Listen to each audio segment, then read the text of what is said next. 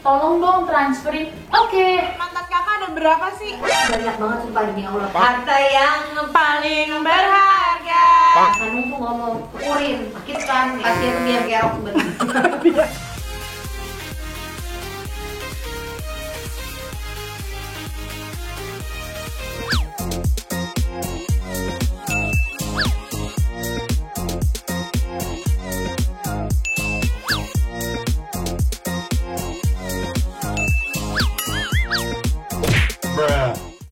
Buka aja.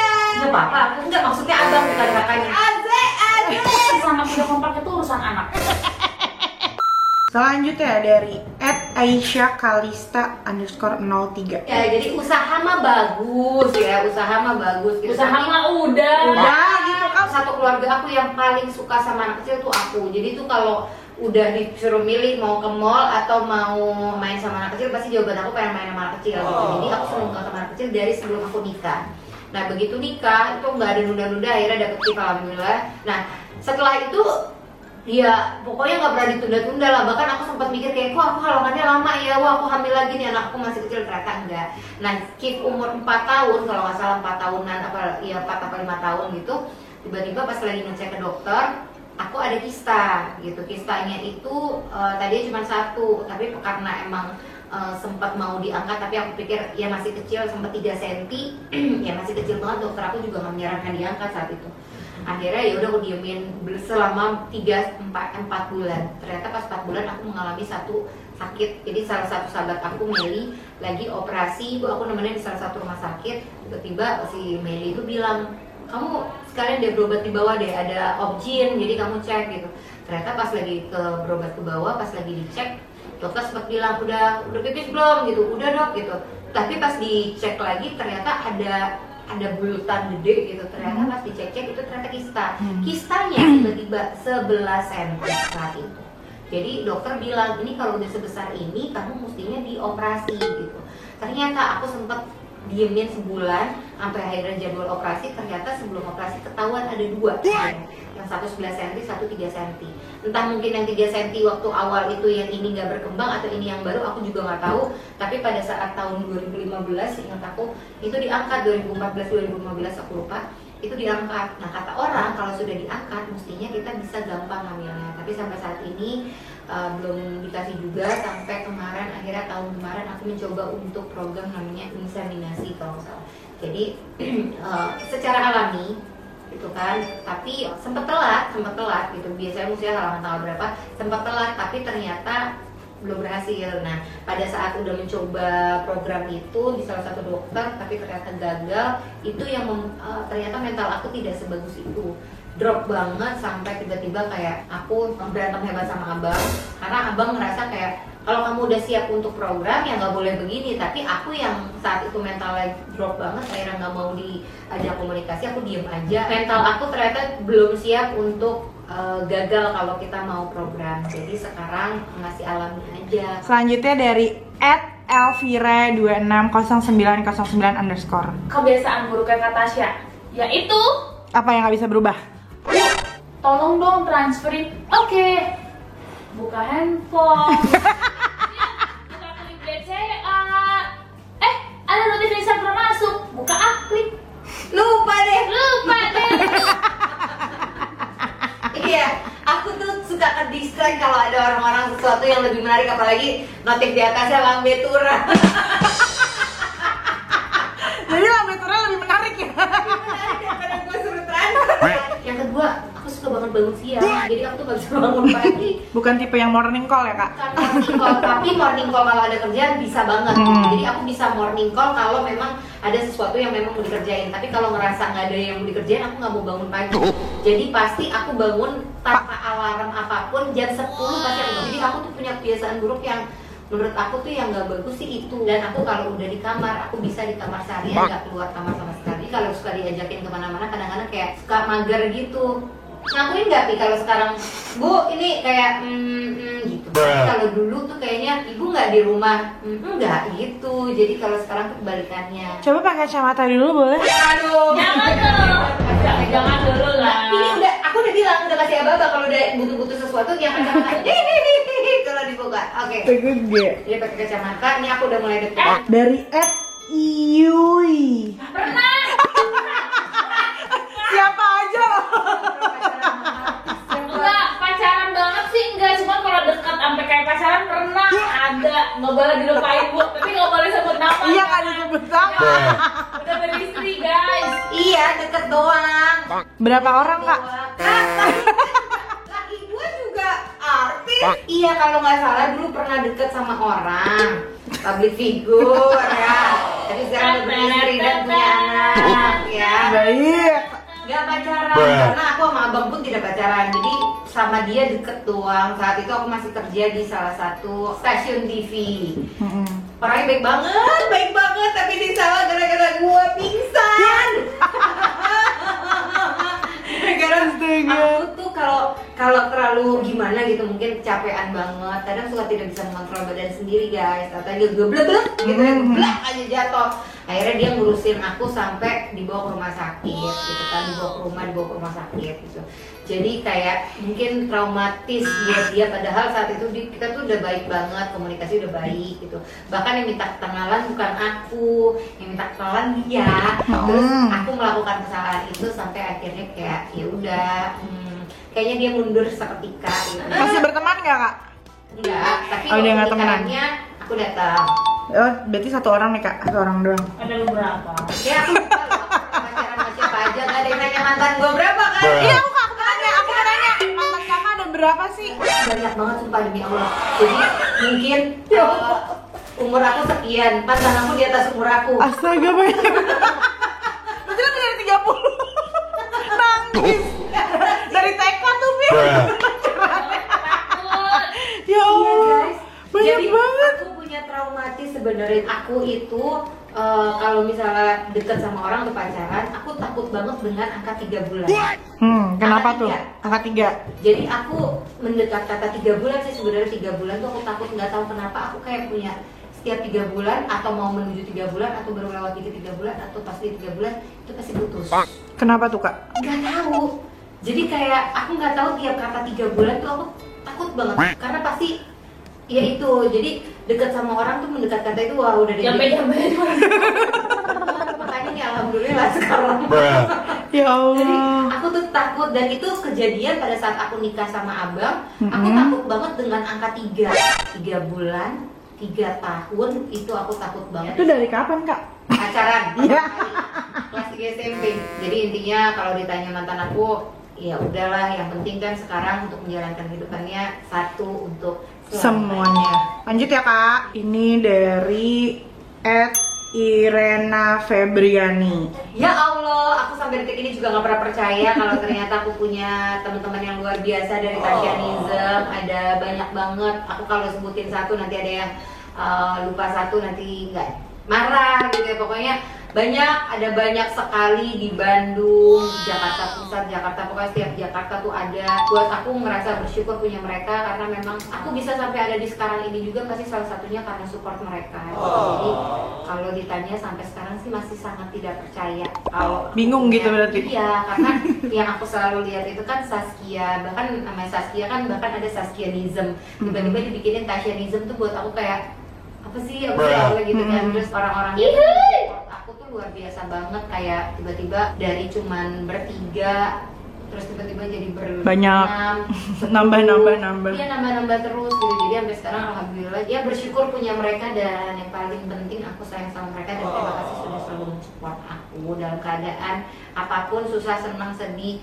Terima kasih buat semua teman-teman di Tasyanism. Selanjutnya dari @RianaRizky I-nya 2.w. Penting sekali karena tanpa keluarga aku bukan siapa-siapa. Jadi kayak misalnya tanpa ada mama dan papa aku nggak mungkin ada di dunia ini. Tanpa ada adik-adik aku nggak bisa ada di titik sekarang.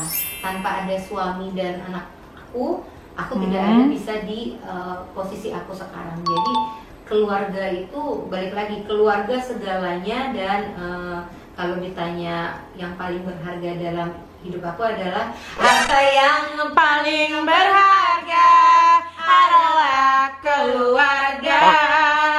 Misi yang paling indah adalah keluarga.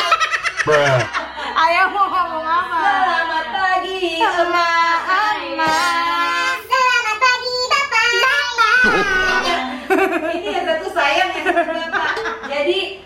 lagu itu adalah Benar adanya.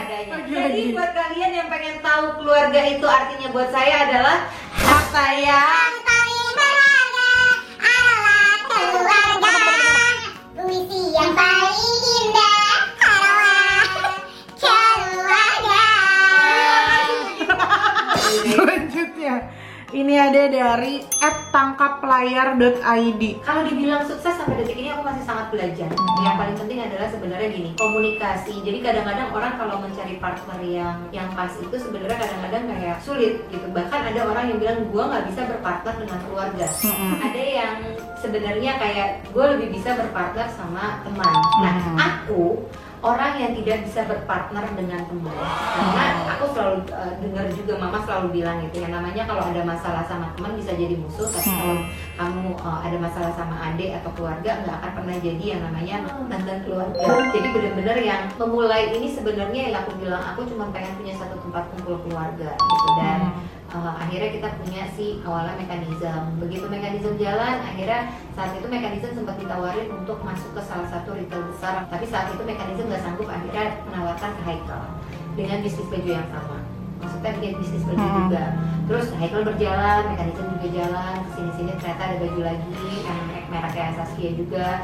Terus dibilang persaingan, bukan persaingan, tapi kadang masalah pasti ada gitu, tapi jangan menjadikan masalah itu menjadi masalah lagi gitu. Jadi kadang-kadang kalau bisnis itu yang paling penting adanya komunikasi. Kita mau melakukan apapun butuh komunikasi. Kalau memang ada yang tidak serak ya kita bicarakan gitu.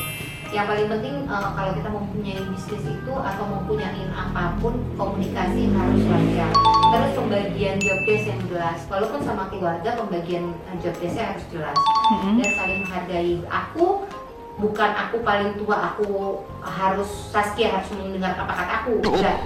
Jadi kadang-kadang ada juga Saskia yang lebih benar, terus akunya salah. Nah, kadang-kadang aku kayaknya harus bisa masuk. Jadi memang jangan berpikir kita lebih tua, kita selalu benar, tapi kita harus bisa mendengar masukan dari siapapun. Selanjutnya, ini dari @mahdau. Mahda wear. Iya, itu. Itu anak fashion itu. Kalian harus tahu, aku tuh dulu orang di satu keluarga yang paling tidak pede itu adalah aku.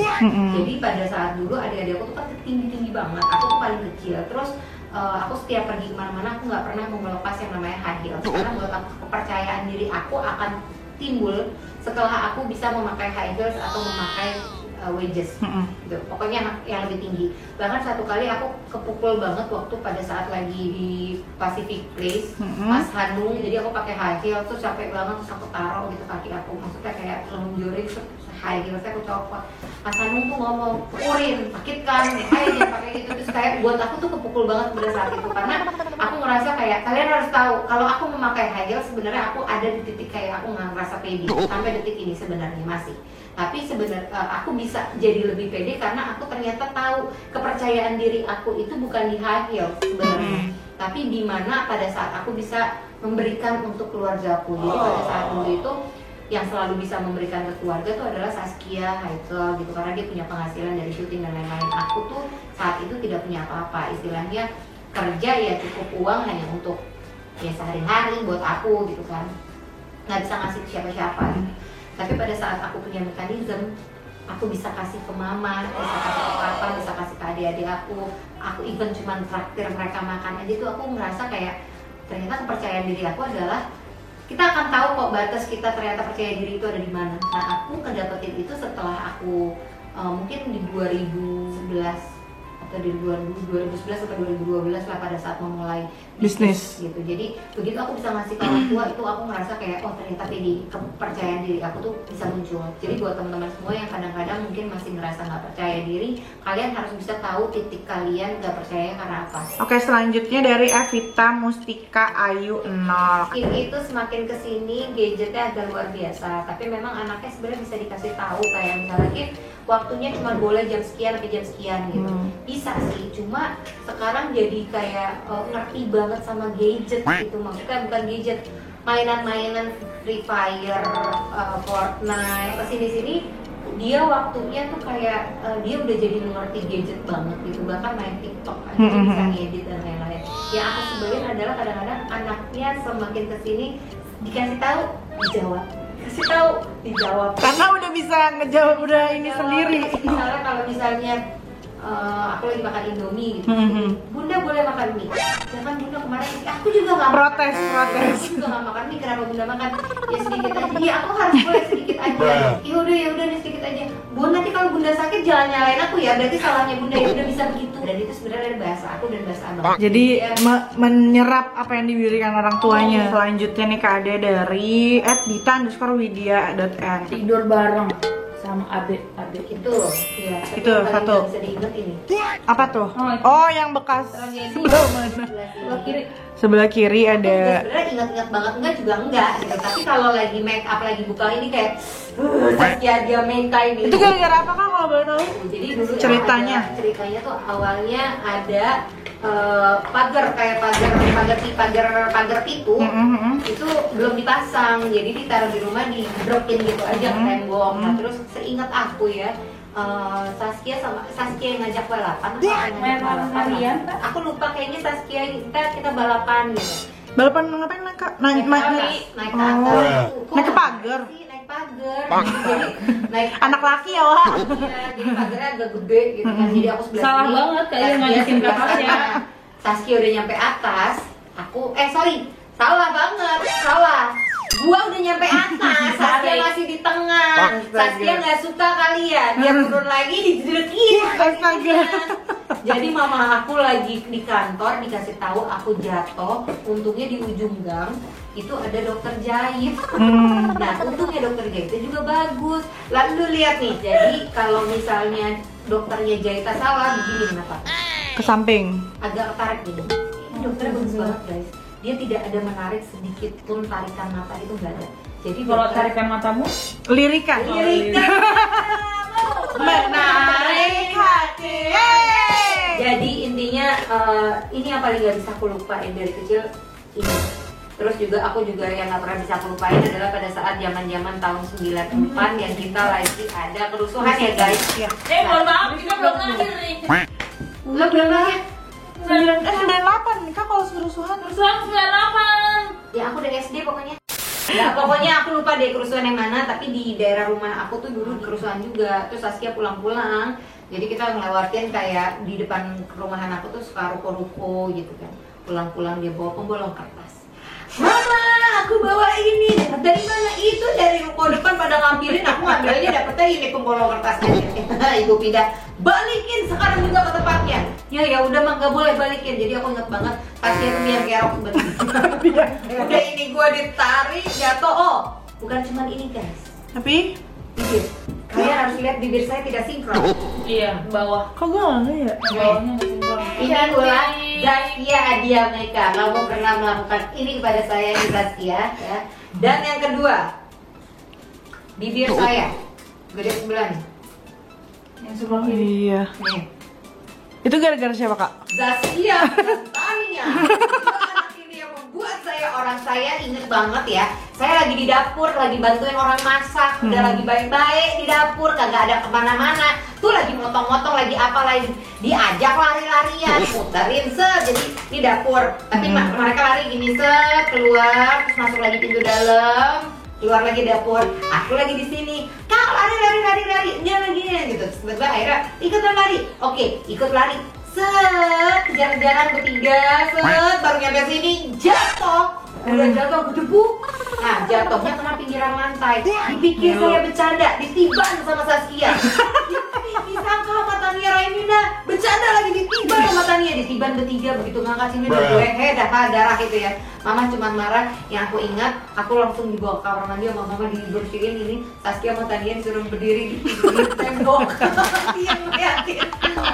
Oke guys, lanjut lagi. Mohon maaf tadi ada kerjaan dulu. Tadi tuh ada pertanyaan dari @arina_sofina1. Jadi kalau ditanya seperti itu sebenarnya kalau sekarang ini justru aku nggak pernah berantem yang hebat lagi. Tapi aku pernah berantem zaman dulu. Aku tuh adik-adik aku takut sama aku. Kenapa? Mungkin kalian lihat aku baik, manis gitu. Tapi aku sebenarnya dulunya serem sekali. Karena aku kalau aku ngerasa badannya paling kecil nih dari keluarga. Jadi aku ngerasa aku suka kalah sama mereka. Jadi aku mengeluarkan jurus terbaik yang aku bisa keluarkan adalah cakar dan gigit. Jambak nggak? jambak juga. Benar sekali. Jadi jurus aku itu ada 3. Ada CG, Cakar, gigit, sama jambak. Tapi kalau sekarang udah enggak kan? Tidak dong. Sekarang mah serem ya kalau kayak gitu. Aku suka malah melihat orang yang jambak-jambak. Tidak. Jadi adik-adik aku satu selalu takut karena merasa aku adalah macan kecil. Oh, rawr ya. Manis dan cantik. Oh, baik. Tapi kalau sekarang udah gede, berantem terakhir sama Saskia itu pada saat punya butik, itu diem-dieman tapi nggak pernah yang ngapa-ngapain, cuma diem-dieman aja. Paling kalau udah mulai kesel gitu cuma yang Oh, ngambil nafas. Ada lagi nih, ini 2 pertanyaan terakhir. Ini ada dari @Laila Fatirunisa. aku cry Laila karena aku tuh sebenarnya nggak sejauh dari adik-adik aku. Aku tuh merasa kehilangan seorang sosok Saskia Diameka yang selalu bersama dengan aku. Jadi aku kangen, kalau ditanya kehilangan, sangat kehilangan. Bahkan waktu pada saat dia pergi ke Jogja, awalnya nggak berasa, terus akhirnya kan dia lahiran di sana tuh. Yang awalnya sempat agak drama mau lahiran di Jakarta apa di Jogja, terus akhirnya dia memilih di Jogja. Begitu dia lahiran, si Kama itu sempat masuk kayak NICU, tapi aku nggak tahu kayaknya bukan NICU, Ruangan tapi khusus ruangan gitu lah ya. sensitif untuk anak lah, ya ruangan khusus gitu. Wah, drama aku bukan terjadi sama aku aja, karena anak kantor aku semuanya merasakan kedramaan aku. Bukan begitu? Betul. Menangis? Betul. Yes. Terus aku itu kan tipikal yang begitu adik-adik kelahiran tuh aku pengennya selalu ada di dekat mereka. Ini tidak terjadi sama aku. Jadi nangisnya Masya Allah itu akhirnya, apalagi tahu kondisi si Kama masuk NICU atau apa gitu ya, aku lupa. Itu aku nangis drama di ruangan, terus semua satu kantor satu ruangan, bukan yang menenangkan, mereka juga nangis. Jadi mereka mau berusaha nenangin, tapi karena aku nangis sampai akhirnya mereka, yaudah ibu ke Jogja aja gitu. Tadinya kan aku mau ke Jogja kayak, ibu jangan, nanti kalau di kantor nggak ada yang jagain. Tapi karena aku nangis, drama aku berhasil.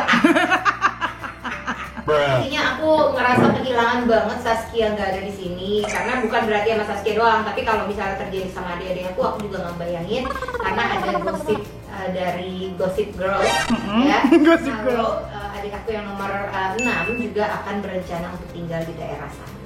Wow. Aku akan merasa kehilangan 2 orang adik aku gitu. Ya intinya adalah walaupun mereka jauh, tapi hati aku ada di sini. Jauh di mata, dekat di hati ya. Oke, terakhir. Terakhir. Ya, nanti ya kita rencanakan dulu karena kesibukan aku yang lumayan padat. Alhamdulillah. Karena aktivitas aku yang aku padat-padat ya.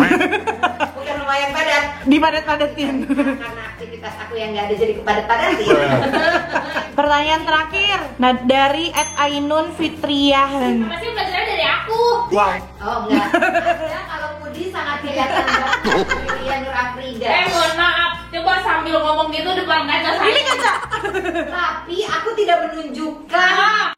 Kalau kita cara berpikir positif, jadi buat aku gini, kadang-kadang ada orang yang mempergunakan Instagram pada akhirnya menunjukkan kondisi dia seperti apa. Tapi kadang-kadang orang-orang selalu melihat kayaknya aku happy, aku ceria, aku baik-baik seperti ini gitu. Tapi kadang aku juga manusia biasa yang merasakan pernah sedih, pernah ngerasain kesel, pernah ngerasain kecewa. Tapi aku berusaha untuk tidak menunjukkan semuanya ke media sosial, karena kalau kita menunjukkan satu kali kesedihan kita ke media sosial, akhirnya impactnya pasti kita menimbulkan kerusuhan, sesuatu yang jadi tidak enak gitu. Jadi buat aku, kenapa aku selalu berpikir positif, jadi kadang-kadang kita juga manusia biasa yang suka ngerasa kayak sedih atau apa, jadi wajar.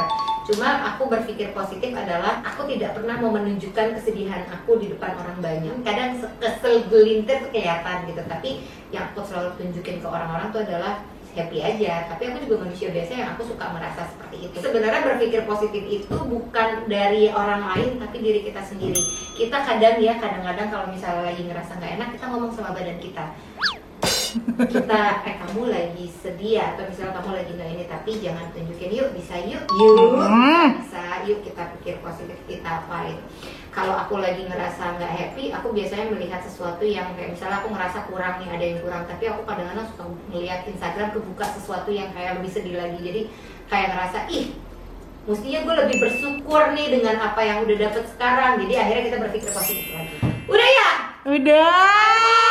Alhamdulillah, terima kasih teman-teman udah mengikuti buka aja. Nanti nextnya kita akan ada buka aja. Yang lain. Yang lain. Buka siapa? Nanti mungkin aku bikinin kayak kolom box itu juga, atau misalnya di feed juga, dan ada giveaway juga. Buka aja, mau closing kita punya lagu. Nurlela. Sakit kepala. Sakit kepala.